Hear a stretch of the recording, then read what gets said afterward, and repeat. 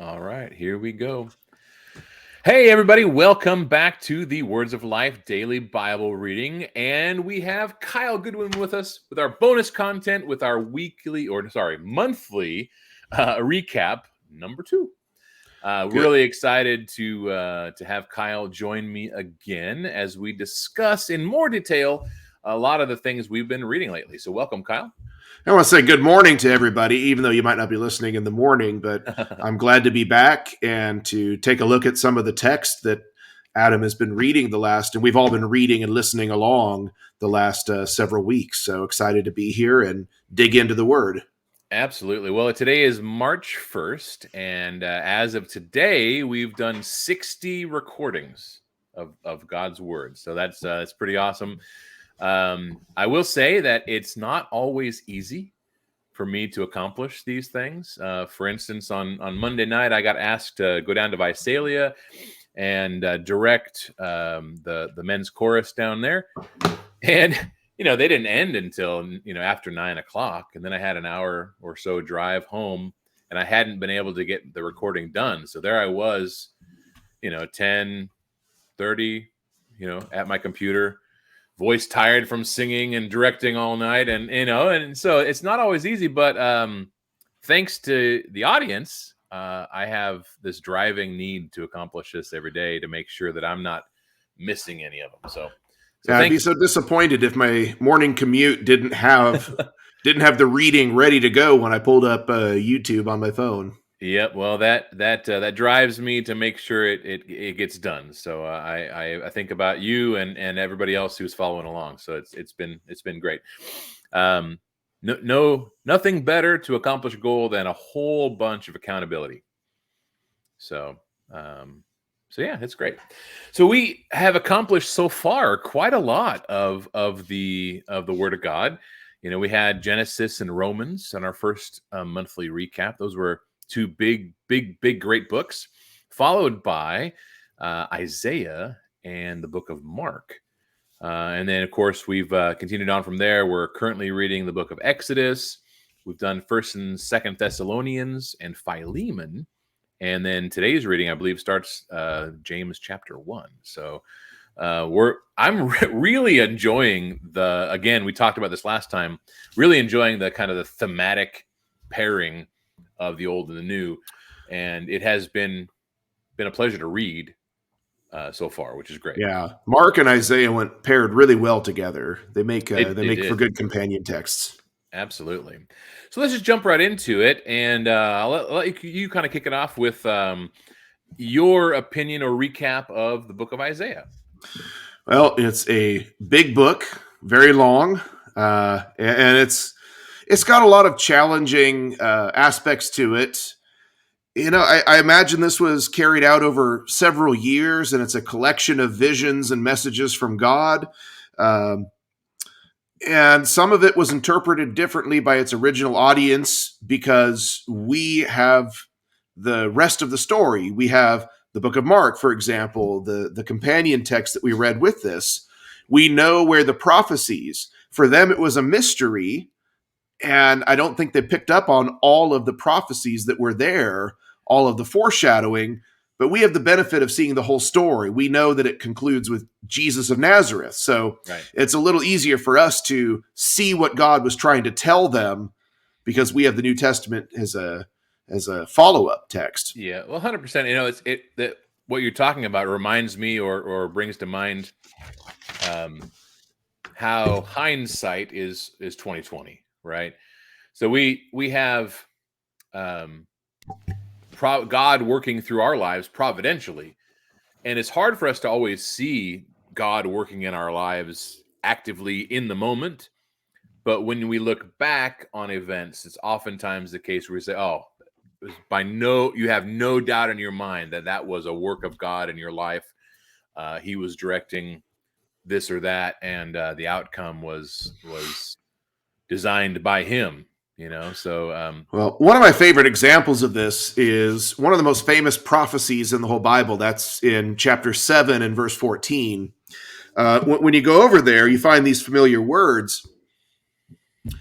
It says, "Therefore the Lord himself will give you a sign. Behold, the virgin shall conceive and bear a son, and shall call his name Emmanuel."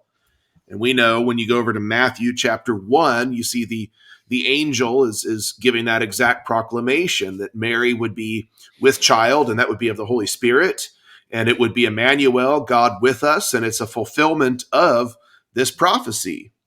Right. But when Isaiah gave this sign to its original audience, which when you look at the text, it's King Ahaz. Do you think Ahaz and the folks of Judah, do you think they understood this to be talking about a miraculous virgin birth, which we all know that's not normal? Right. Takes a mother and a father, and there's only been one exceptional birth, and that was Jesus of Nazareth 2,000 years ago. Well, when you look at the text of chapter 7, you understand that Ahaz is concerned about these two nations. You've got Syria is one of those nations, and Ephraim. When we talk about Ephraim, we're really just talking about Israel to the north, the northern 10 tribes. And he's concerned about these two nations. Well, Isaiah comes along and says, "Ask for a sign." And Ahaz says, "Oh, I don't want to test God." And he says, "Well, yeah, you do. You're just pretending to be pious right now. So Right. I'll tell you a sign." And he says, exactly in verse 14, "A virgin shall conceive and bear a son, and shall call his name Emmanuel." Now, a lot of people make a big deal that in the Hebrew, the word for virgin is actually Alma, which has a variety of interpretation. It could simply mean a young woman, is the most literal definition. Now, the Septuagint, several hundred years later, translated it into Greek as virgin. And of course, that's the meaning when we get to Matthew chapter 1 with Mary. We are talking about a virgin, not just a young woman. But there is such a variety of interpretation that perhaps in Isaiah's day, the sign, if we keep reading, it says, "Curds and honey he shall eat, that he may know to refuse the evil and choose the good. For before the child shall know to refuse the evil and choose the good, the land that you dread will be forsaken by both her kings. The Lord will bring the king of Assyria upon you and your people and your father's house, days that have not come since the day that Ephraim departed from Judah." So you look at it, and I think for Ahaz, the sign was simply, hey, there's going to be a child. And you know what happens later in this same chapter? Isaiah has a son that is born, a young child. And that's the sign. Before this child is old enough to know right from wrong, because we're all born innocent, and before this child is old enough to choose right from wrong, Assyria is going to come in, and those two nations you're afraid of, Syria and Ephraim, they're going to be gone. They're going to be destroyed by Assyria. Yeah. So that's the sign. But it takes awesome. On. Yeah, so we talked a little bit as we were preparing for this that it's amazing to me the duality of meaning that you see throughout the Old Testament, because, like you said, the people then at that time that this was written to those people, it meant something currently for them. Assyria is coming; they're going to destroy you. And yet there was this duality of meaning that could also apply for a future people. Yeah, and you will know that God, Emmanuel, God is with us. Right. So you will, before this child, I think it's talking specifically about Isaiah's son, before this child is grown, God will be with you and step in and deliver you from the two people you're afraid of. Now, you take those same concepts about born of a virgin. It might have just been a young woman, didn't necessarily have to be a miraculous birth in Isaiah's day. The sign was that in a short time, a child will be born, and before he's even old enough to know good from evil, God will step in and Emmanuel, God will be with you. Right. Now, you take those and add even greater significance. It's kind of like that old country song by Tim McGraw, "Don't Take the Girl." The first verse, dad takes a little boy fishing and he brings a little girl along. He says, "Dad, don't take the girl, because girls are gross and have cooties." And then, the song goes, he falls in love, and each verse adds the same words, but adds another level of meaning to it. By the third verse, it's his wife, and she's possibly about to die and giving birth to their child. And he says, God, please don't take the girl. And it's the same words, but has whole different meaning. Right. And so when you apply the same thing to Jesus, it's not just born of a young woman, it's actually born of a virgin. That's miraculous. It adds new meaning. And Emmanuel is not just God is stepping in to do something, but God is literally in a body of flesh and blood with us in person. So it takes the same concept, the same prophecy, but adds a much greater degree of meaning and intensity to it. So a lot of these prophecies, I don't think they really understood this. It wasn't until Jesus was born miraculously that they would look back and say, oh, that's what God really meant by it. But in their day, it was just a sign to King Ahaz. Absolutely. Yeah, that's fantastic observation. So I think it's neat, or it'd be beneficial for everybody listening in, because Isaiah is a very long book and it has so much depth to it, that just reading the book of Isaiah, while very beneficial, leaves you with more questions than answers. So I think it's just for the sake of the knowledge that we should all, try to keep and gain in the study of God's word. How should one remember the book of Isaiah in terms of its theme and its overall breakdown? And for me, what helps is to think about judgment and hope. You've got these two big concepts that kind of go back and forth throughout the whole book. So yeah, I think and you want to know a really easy way to keep track of that in your mind. There are 66 chapters in Isaiah and 66 chapters in the Bible. 39 Old Testament books, 27 New. Well, when you look at Isaiah, and it's pure coincidence because the chapters are man-made, so I'm not trying to say God did this on purpose, but it makes for a convenient way to remember this basic division. The first 39 chapters of Isaiah deal with the more imminent threat of Assyria and a promise of coming judgment. And then the latter, chapters 40 through 66, the last 27 chapters, deals with more of the messianic hope that even though punishment was at their doorstep in the form of Assyria and would come ultimately by Babylon, that there is this hope in the Messiah, that there is a hope of restoration after this punishment. So it's a really easy breakdown, the first 39 chapters versus the last 27, just like Old Testament versus New Testament books. Cool. Yeah, that's a really good way to remember the breakdown is just like the breakdown of the New and Old Testament. And so we have 1 through 39 is our first major section. And what would you think, synopsis, big picture, destruction of Jerusalem, judgment against Jerusalem and Israel?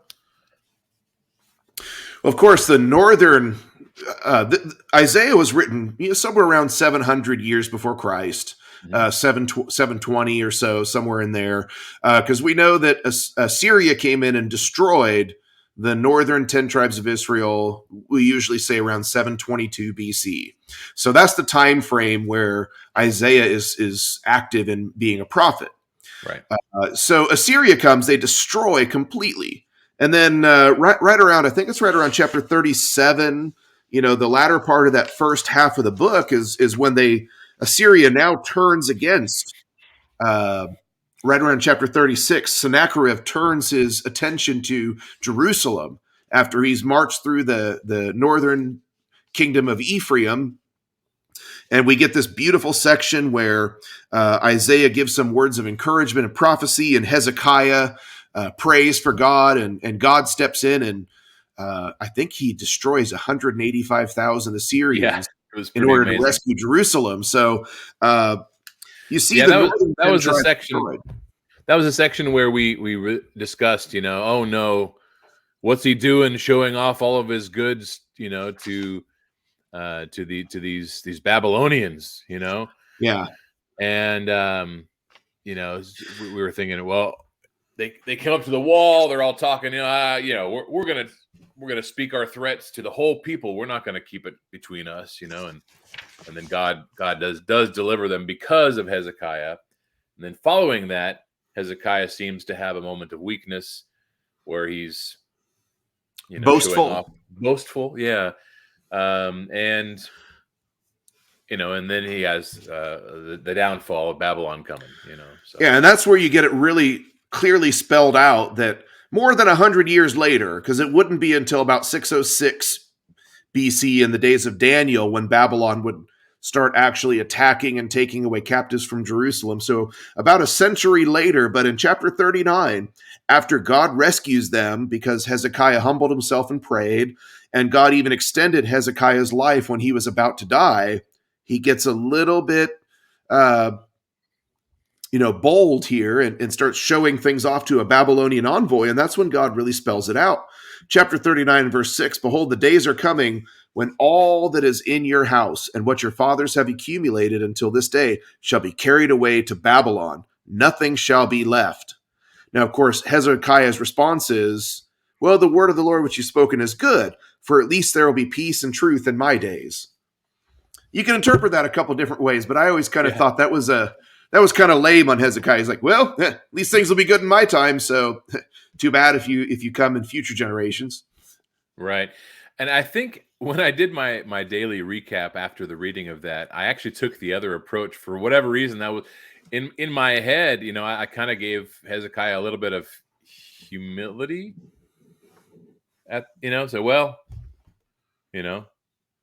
least there'll be peace and security, So so there's definitely a couple of ways to interpret it, but the net result was that the whole nation was judged and taken into captivity, and God always promised to keep a remnant. So we see this trickle of hope throughout all these judgments throughout the book, where you're going to be destroyed. I am going to preserve a remnant, but you're going to be destroyed. I'm going to preserve a remnant, And we see right there, chapter 39 to chapter 40 is the major turning point in this text. So I think just kind of summarizing the first 39 chapters, some of the things that really stick out to me the most is, for one, the sovereignty of God. Yeah. Which chapter is it that you were talking about where Isaiah first is presented before God? Oh, chapter 6. Isaiah chapter 6 it's an amazing vision that Isaiah has where he is before God in the throne room of heaven. God is surrounded by these angelic beings, the cherubim, or the seraphim. I forget which one. I'll have to let's go back there. I hate to misquote anything. Isaiah chapter 6. It was the seraphim with 6 wings.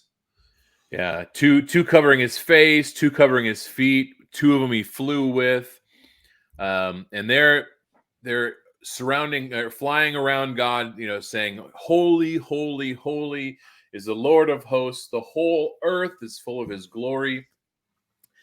And Isaiah, witnessing this, comes the full realization of how impure he is and how much he does not belong there in his current state. Yeah. And he is not only himself, but he also realizes that the nation that he's prophesying to is in the same condition as he is.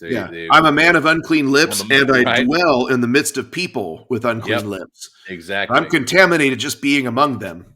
Yeah. Then one of the seraphim flew up to Isaiah with this burning coal and burns the word of God into Isaiah's mouth and into his soul.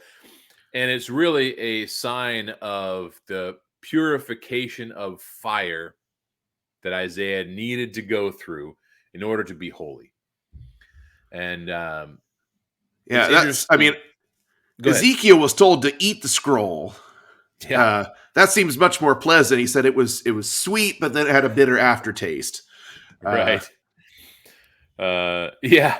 Isaiah, a man of unclean lips, he said.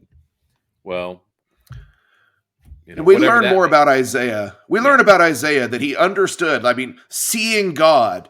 And how many times do we read about this? Ezekiel begins with a throne depiction of God before the throne of God, and Ezekiel is just speechless. The book of Revelation begins in chapters 4 and 5 with John seeing a vision of God on his throne, and he is speechless. That is such a critical thing for those who speak for God, to be humbled by his awesomeness. So we learn about Isaiah here. We also see that he has that willingness. Who will go and be our prophet? Who will go and speak? Here am I, send me. Yep. I'll go. And what's incredible is in the rest of chapter 6, God says, okay, go preach to them and they won't listen. Go warn them and they won't care.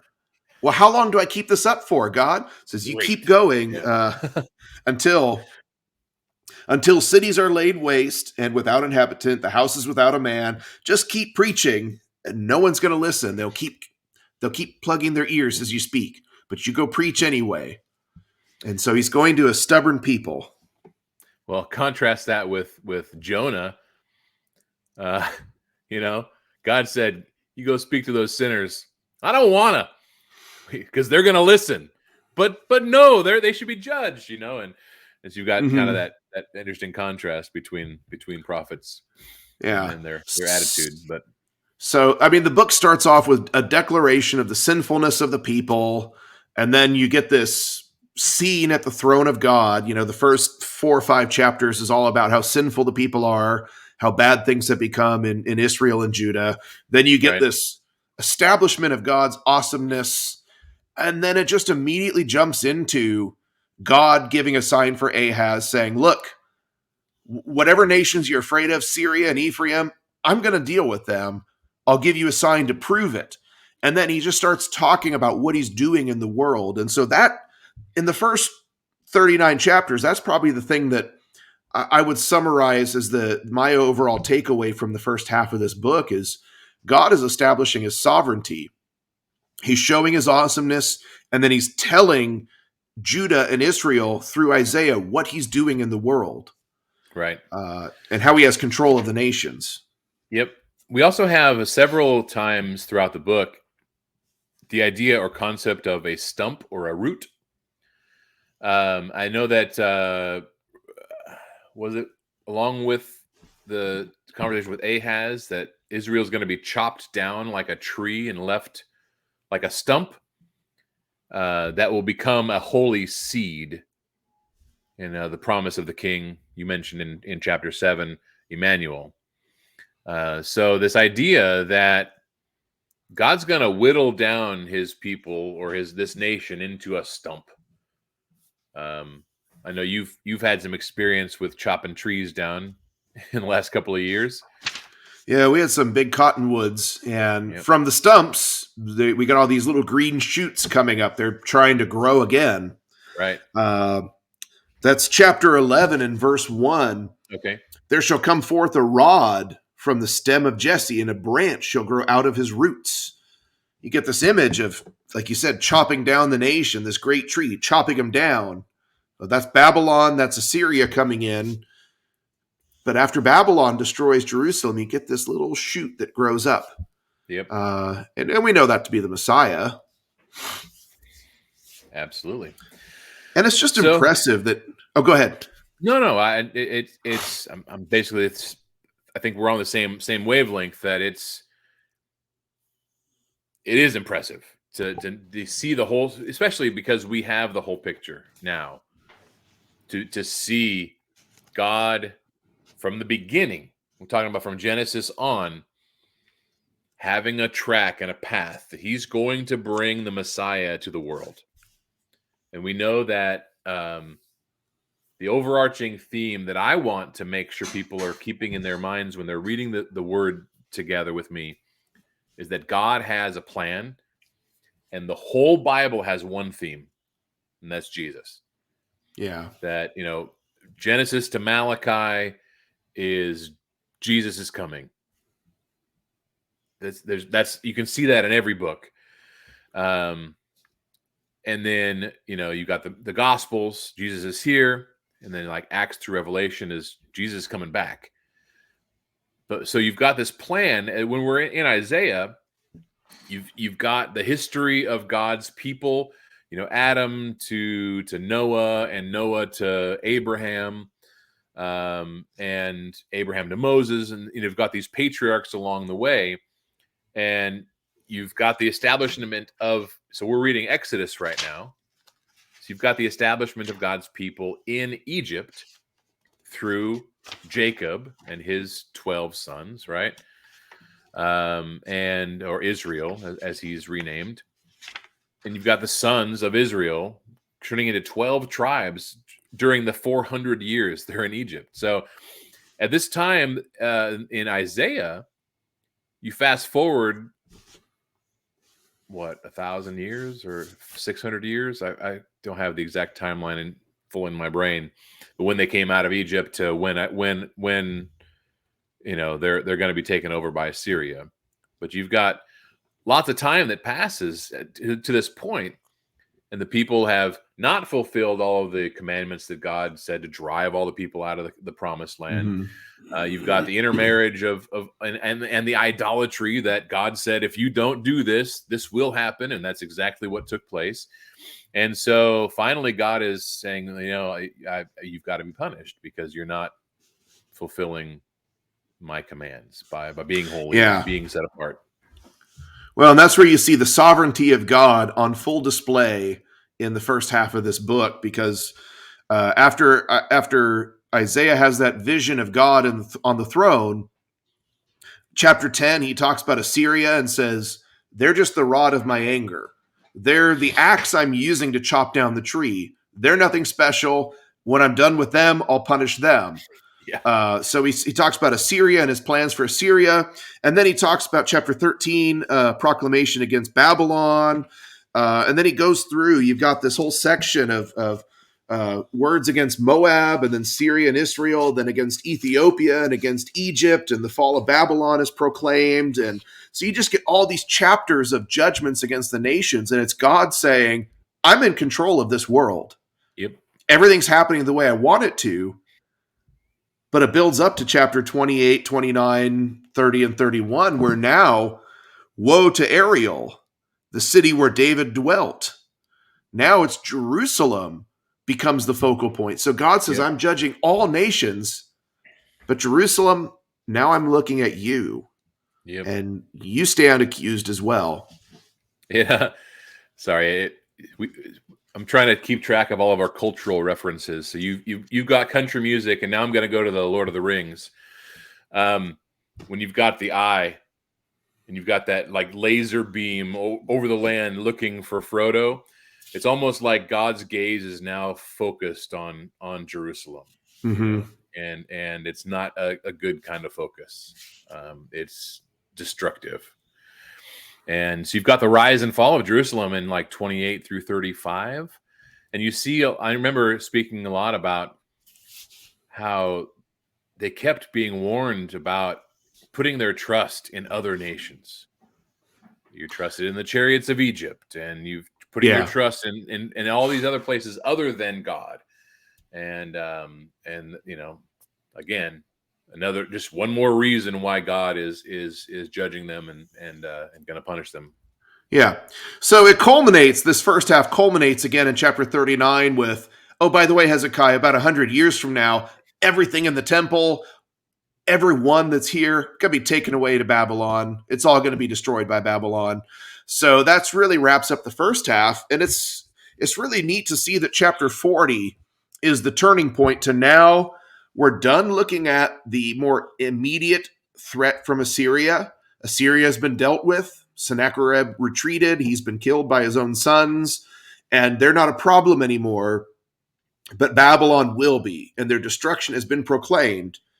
It's interesting then that the second half of the book, beginning in chapter 40, starts with the words, comfort, yes, comfort my people, says your God. Speak to Jerusalem and cry out to her that her warfare is ended. God says, I'm going to punish you at the hands of Babylon, but let's look past that. I'm not going to totally destroy you. There'll come a point when your warfare is ended, and I'm going to speak words of comfort, and we're going to come and rebuild and reestablish and fix up from this root, this shoot that breaks forth from the stump. We're going to rebuild and do something bigger and better than ever was. Yep. Now, we've got some parallels coming up between Mark and Isaiah, starting in chapter 40, I believe. Verse 3 of chapter 40, a voice cries, "In the wilderness, prepare the way of the Lord. Make straight in the desert a highway for our God. Every valley shall be lifted up, and every mountain and hill made low. The uneven ground shall become level, and the rough places a plain. And the glory of the Lord shall be revealed, and all flesh shall see it together, for the mouth of the Lord has spoken." So we're going to see some prophecy about John the Baptist paving the way for Jesus, which is how the book of Mark kind of started. So not that we're switching to Mark, but I think it's interesting to point out one of the cool things about the pairing between the two books is that you've got such you've got quotations and things that Mark points out the prophecies of Jesus and of John the Baptist that are fulfilled in their time. Yeah, and this language is very reminiscent of the Exodus. In the wilderness for Israel was the staging ground for their victory.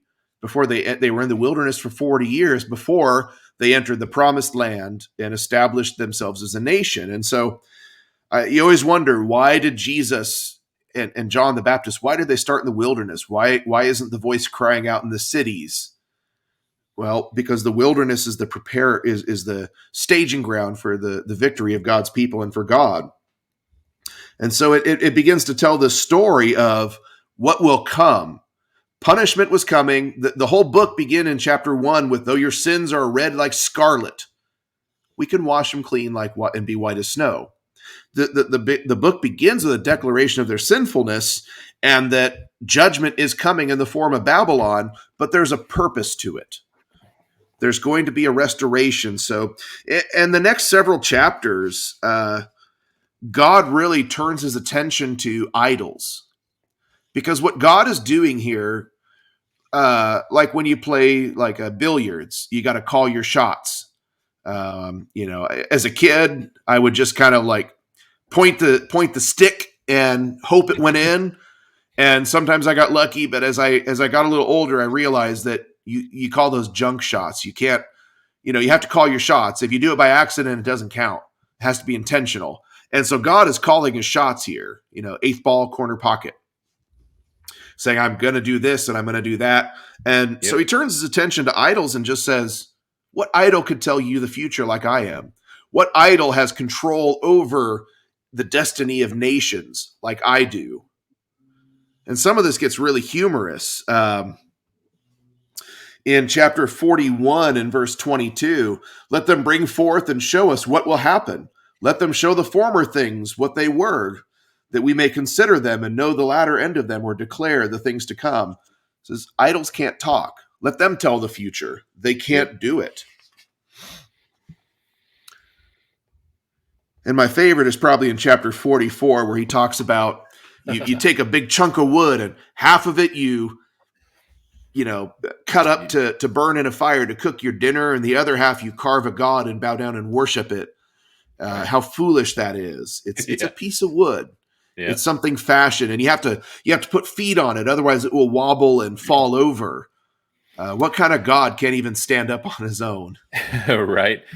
Well, so you speak of idolatry, and we jokingly mock, how silly it seems for man, especially back then, to literally take a chunk of wood, right? Use part of it to warm themselves and to cook food for themselves, and then carve ornately into a representation of whatever they're calling a god and worship that thing.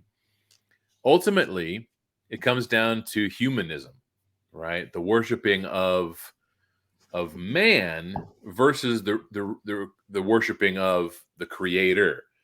So the created. So hey, I'm putting myself in the position of God by creating something here. I've created this God that I'm going to channel all of my attention to. So when you speak of idolatry today, Kyle, what are some of the lessons that we need to be aware of when regards to idolatry today? Well, I think the reason why he focuses his attention on idolatry is one, just to establish his sovereignty, but for two, he's just declared that really bad times are coming. And when we get to Lamentations in our daily reading, you won't even believe half the things you read about how awful the conditions were during the siege of Jerusalem. Uh, Mothers cooking their own babies for food. I mean, it gets horrible. So he just said dark times are coming. And what do people do in difficult times? They turn to their idols. They turn to things that will bring them comfort. Uh, and we're tempted to do the same things when life gets hard. I turn to food. Food is one of my idols. It brings me comfort, but it's not a lasting comfort. It's not a real comfort. And so anything we elevate above God in those times of distress, and God is trying to tell them things are going to get really bad, and don't look to idols. Right. Keep your trust in me, even though things are bad. You know, one of my favorite verses is in chapter 43 in the entire book. He says in chapter 43 and verse 1, "But now thus says the Lord who created you, O Jacob." So not idols, I created you. He who formed you, O Israel, fear not. Okay, things are going to get bad, but he says, fear not. For I have redeemed you. I have called you by your name. You are mine. When you pass through the waters, I will be with you. And through the rivers, they shall not overflow you. When you walk through the fire, you shall not be burned, nor shall the flames scorch you. When he says, when you go through the waters, a clear reference to the Exodus and the parting of the Red Sea, but he says, I will be with you. Suffering does not mean that God has abandoned us.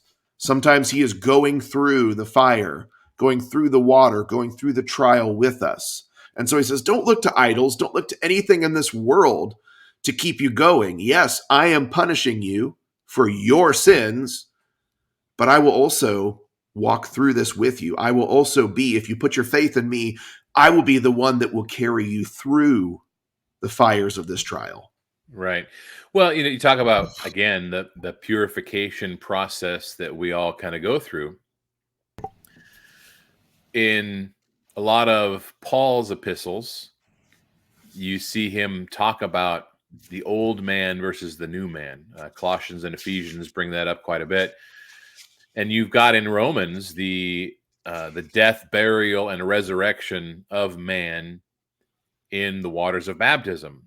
You've got this parallel between Jesus dying, being buried, and rising again. Just like we have to die to our old ways. We have to die. There is, so I actually, total sidebar and not a plug about my work at all, but I did a sermon at Vineyard a couple weeks ago, or last week or whatever. It was a deep dive into baptism, pun obviously intended.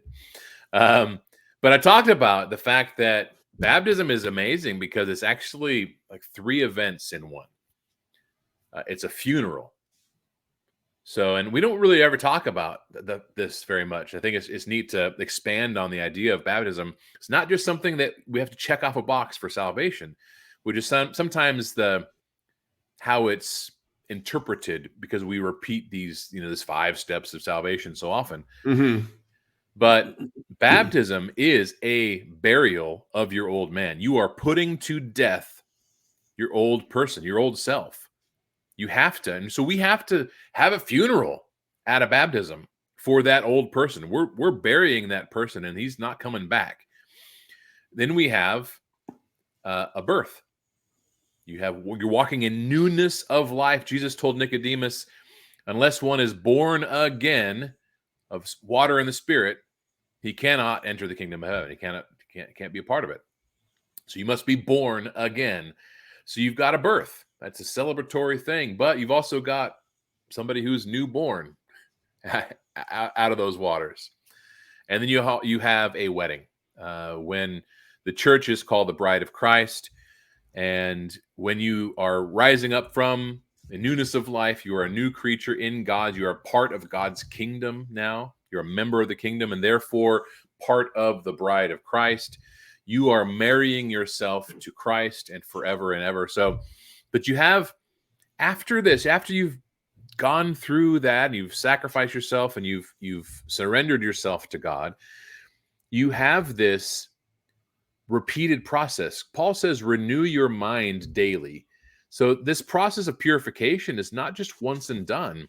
It's over and over and over again throughout our entire lives. Every time we sin or struggle or whatever, it's walking through the fires of this life, and God is purifying us. And we are expected to suffer. We're expected to have trials.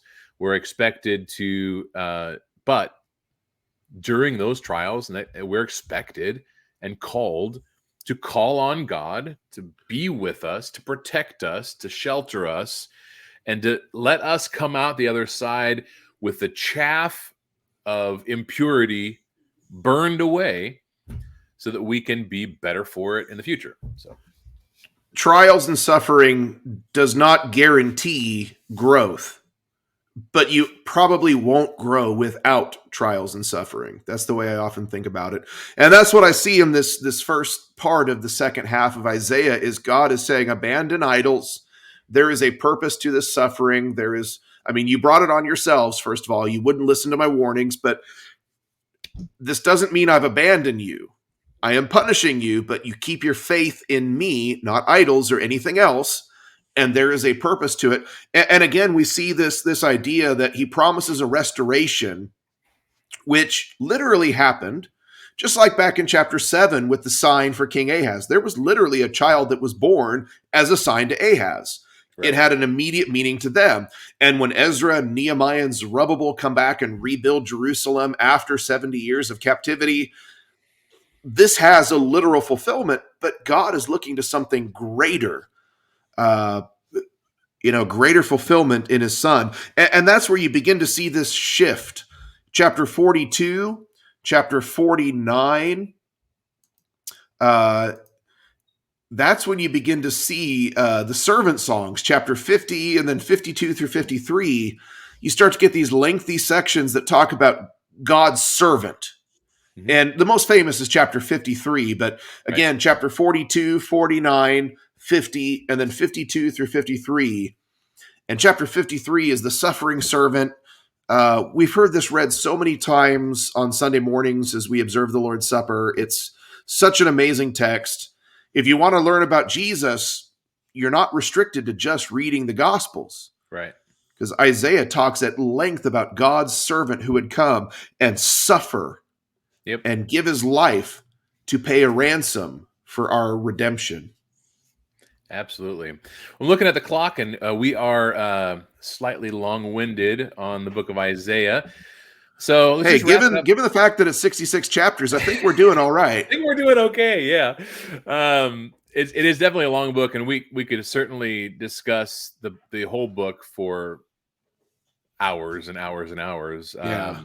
It's the type of study that oftentimes the congregation will embark upon the study of Isaiah, and it'll take them a year or more to go through it all and try to get out, a lot of the applications for us. So, but as we finish the last section of Isaiah, ultimately you're left with hope, reality of the destruction of Jerusalem, reality of you being taken off into captivity, and yet the immediate hope of God returning the remnant to rebuild.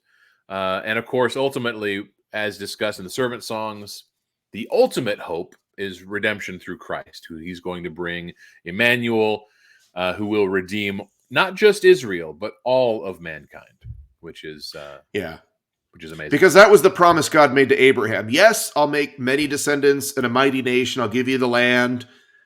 But the biggest part of that in Genesis 12 is in verse 4. And in you, all families of the earth will be blessed. Yep. And there's many great passages. For lack of time, but there's many great passages, even in Isaiah, that talks about how nations will stream into Jerusalem. That wasn't a literal thing that happened, but figuratively, and in the Messianic kingdom, and there's so many I don't know. texts. You can make an argument that nations were streaming into Israel, into Jerusalem. I mean, look at the net result of the dispersion of the Jews throughout the world. Mm-hmm.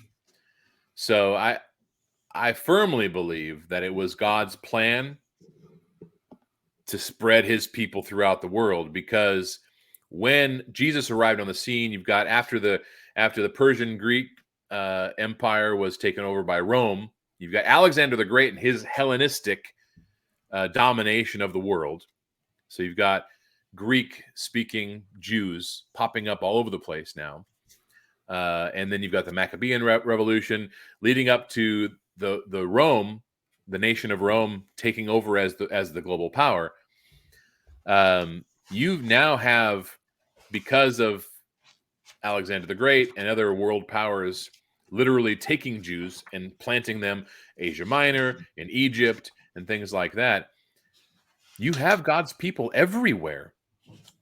And when Jesus arrives on the scene, finally, you've got synagogues everywhere, which facilitated the spread of the gospel. But in Acts chapter 1 and chapter 2, the day of Pentecost, you have people from every nation in Jerusalem. So I don't know. I mean, you can make an argument. I think you can make an argument that was fulfilled in the time of Christ, that nations were streaming to Jerusalem because of the diaspora, the dispersion. Mm-hmm. What say you, Well, Kyle? devout Jews from every nation. Yeah, absolutely. I mean, it wasn't the nation themselves, but they were certainly, when, in Acts 2, when Peter and the apostles were filled with the Holy Spirit and they started speaking in tongues, how many different languages were represented?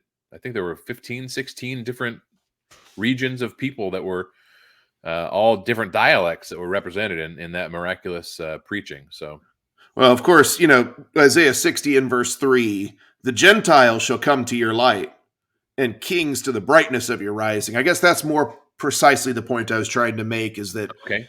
Gentiles is that the blessing for all peoples, that in Abraham all families of the earth will be blessed, that even in Isaiah you can see the inclusion of Gentiles was always part of God's plan. Mm-hmm. It was meant to go beyond just the nation of Israel. So it seems like a good point to, if Isaiah ends with hope in the servant of God, seems like a good time to go look at Mark and examine what that hope looked like.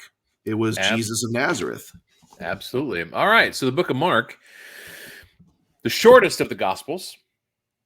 Our brother Mark Watkins and I got to fill in for Scott when he went to the Philippines just a little bit ago. And Mark and I tackled a summary of the Gospels. And so one of the things about the Gospels that we pointed out was there are 3 Gospels that are called synoptic. And that just simply means that they're basically the same content. And those are Matthew, Mark, and Luke. They were like me in high school math class, cheating on my neighbor, looking over at their test to get the answers, copying someone else's homework. Right. Well, not necessarily, but 3 definite, unique experiences being recorded about the same subject matter. And the basic same chronological path throughout the story that they're telling, versus the book of John, which is, the 4th gospel that's not synoptic. And John takes a different approach than the other 3. So the book of Mark, being the shortest of them, I was impressed when reading through it how rapid fire the book was. And it almost seemed like Mark's not going to, is John Mark, who wrote the book, we think. And he was heavily influenced and or companion to Peter. So a lot of people think that because John Mark wasn't necessarily an eyewitness to all of these events, that a lot of these events were given to him, of course, by the Holy Spirit, but as well as through Peter, perhaps. So that's one thought about the authorship of the book and its context. And was Mark the guy in the linen robe that ran away naked? Nobody knows. We'll chew on this one until we get to John's gospel. The Right. disciple whom Jesus loved, was that John, as is commonly assumed, or was it Lazarus who was raised from the dead? Ooh. We'll chew on that one and when we get to John. That'll be some fun discussion. By the way, Adam, you haven't made this suggestion, but I'll go ahead and make it. That if you, in the daily readings, have a question, type it in the comments on the video for that day. Please and do. We'll do our best to see that and address any questions you have about that daily reading when we do our monthly recaps. Yep, absolutely. I mean, I realize figured you wouldn't mind me throwing that out there. No, absolutely. I do often encourage that in the little recap that I do at the end. But I really want to make sure people are feel comfortable doing that, and that is definitely encouraged. You can also, I'll throw this little banner up there. You can also, if you prefer to ask your questions privately, you can email us, or Kyle will get it, and we can answer them together, or he can answer it. info@clovischurchofchrist.org is a good way to get a hold of Kyle. And of course, I'm easy to find. My contact information is all over the interwebs because of my profession in real estate. So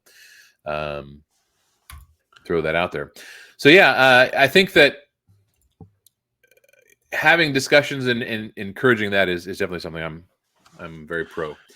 So well, getting you into the book of mentioned Mark. The fast pace of Mark. That's something you mentioned, is just how quickly he gets into the action. The word immediately in the New King James Version takes place 36 times. And I lost track, but at least a dozen times in just the first two chapters. Immediately. Then immediately he did this. Boom, boom, boom. Jesus was active for about 3.5 years and did a lot in a short period of time and was so busy. And Mark, compared to, Matthew, you understand the audiences. Matthew had a Jewish audience, so he quotes extensively from the Old Testament, and you get a lot of the sermons of, Matthew 5, 6, and 7, the Sermon on the Mount. You get lengthier discourses from Jesus and Old Testament heavy. Luke is very meticulous in an order of the events and just writes, here's what happened. John is very theologically dense. Mark is all about action. Right. Less about what Jesus said and more about what he did. So it's boom, boom, boom, boom, boom. Like quick pace, miracle after miracle after miracle. Mark also has the highest concentration of miracles for its size compared to the other gospels. Right. So it's actions that Jesus took, and not necessarily the words Jesus spoke, but the conversations he did have were the two things that you're seeing back and forth. Jesus spoke to these people, or these people were testing Jesus, and he did this miracle, or he did this miracle, and this is the conversation that took place because of it.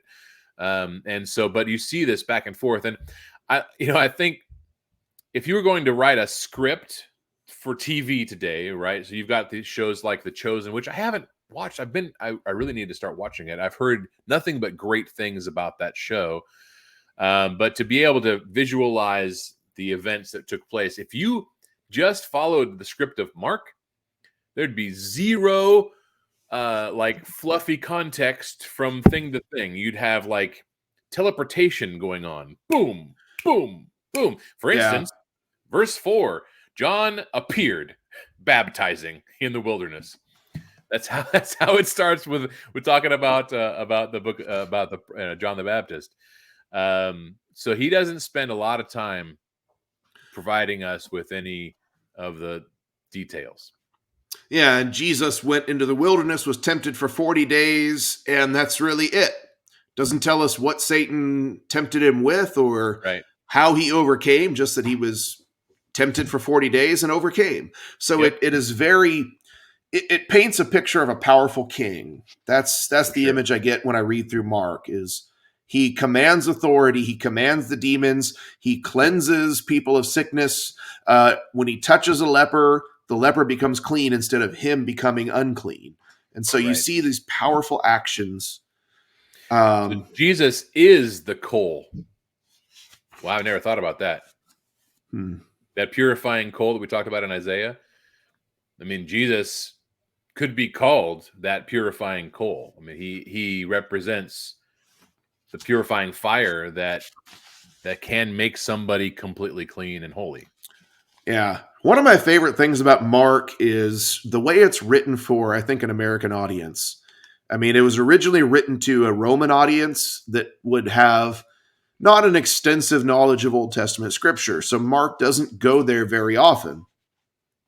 But what he does is he makes you as the reader engage in this story because Jesus will do something amazing. He'll cast out a demon, and it says in chapter 1 and verse 34 that he did not allow the demons to speak because they knew him.